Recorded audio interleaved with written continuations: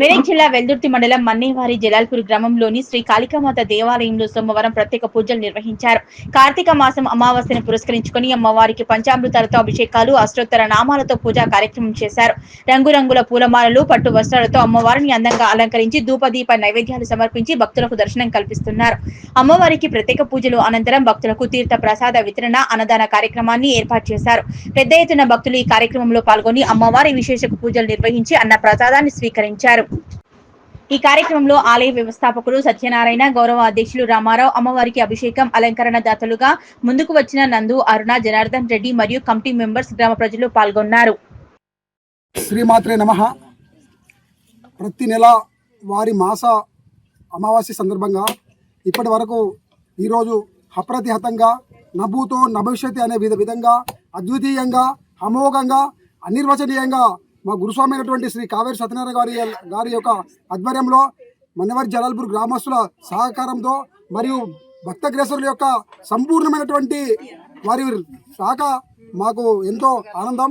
అలాగే ఎంతో మహిమాన్వితమైనటువంటి ఈ యొక్క అమ్మవారు మరి భారతదేశంలోనే 2వ అతిపెద్ద మహంకాళి అమ్మవారిగా ప్రసిద్ధి చెంది మరి పిలిచినంతనే పలికేటువంటి అమ్మవారు. అలాగే కొంగు బంగారమైనటువంటి అమ్మవారు. ఎంతోమంది నాతో సహా ఎంతోమందికి అమ్మవారి యొక్క మహిమాన్వితలు మరి కళల రూపంలో కానీ వివిధ దశలలో అమ్మవారి యొక్క ప్రత్యక్ష మరియు పరోక్షమైనటువంటి మహిమలను చూసినాం కనుక మరి అమ్మవారిని కూడా ఇక్కడికి వచ్చేటువంటి ప్రతి భక్తగ్రేసరుడు అతనిపై, వారి కుటుంబ సభ్యులపై అమ్మవారి యొక్క కృపా కటాక్షాలు ఉండాలని, అలాగే మరి ఇక్కడికి వచ్చినటువంటి భక్తులందరితో మరి ముఖ్య విజ్ఞప్తి, అతి త్వరలోనే నభూతో నభవిష్యతి అనేటువంటి విధంగా రాతి కట్టడంతో ఈ యొక్క ఆలయము నిర్మాణము చెందాలని, దానికి 33 కోట్ల దేవతల ఆశీర్వాదాలు, అలాగే మా కావేరి సత్యనారాయణ గారి యొక్క నిండు మనసుతో అంకిత భావంతో కడుతున్నటువంటి ఈ దేవాలయము అతి త్వరలో భారతదేశంలోనే ఎంతో ఒక చరిత్రలో నిలిచిపోతుందని ఆశిస్తూ జై కాళీ, జై కాళీమాత. నా పేరు అరుణ చక్రవర్తుల. మేము బీరంగూడలో ఉంటాము. నేను యాక్చువల్గా ఈ కన్జ్యూమర్ ఫారం వరల్డ్ కన్జ్యూమర్ రైట్స్కి district chairman Sangareddy, human rights of child protection, women's protection district president Sangareddy district. ఇక్కడ టెంపుల్ ఉందని తెలుసు. తను శారదమ్మ అని మా గ్రూప్లో మెంబరు, వైస్ చైర్మన్. తను ఎప్పటి నుంచో చెప్తుంది, అమ్మ రండి మేడం వెళ్దాము, ఇక్కడ టెంపుల్ ఉంది, కాళీమాత టెంపుల్ చాలా బాగుంటుందని. ఎన్నిసార్లు వస్తా అని చెప్పినా కానీ మాకు అసలు రావడానికి వీలు అవ్వలేదు. అంటే అమ్మవారి దయ కూడా ఉండాలి, అమ్మవారి దయ లేదు మనం ఏం చేయలేము.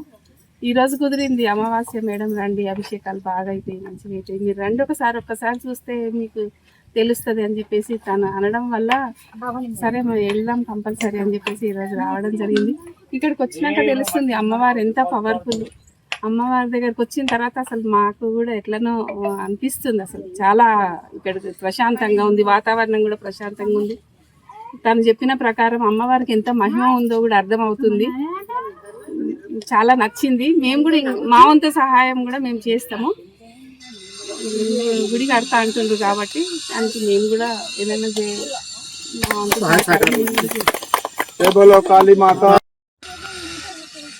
ఈరోజు నిజంగా కూడా ఒక అదృష్టంగా భావిస్తున్నాం.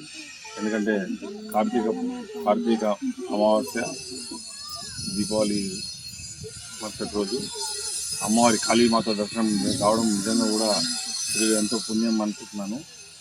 అమ్మవారి దర్శనానికి ఎక్కడికో పలక్నుమాలో ఉన్న కాళీమాత దర్శనానికి వెళ్తున్నాం.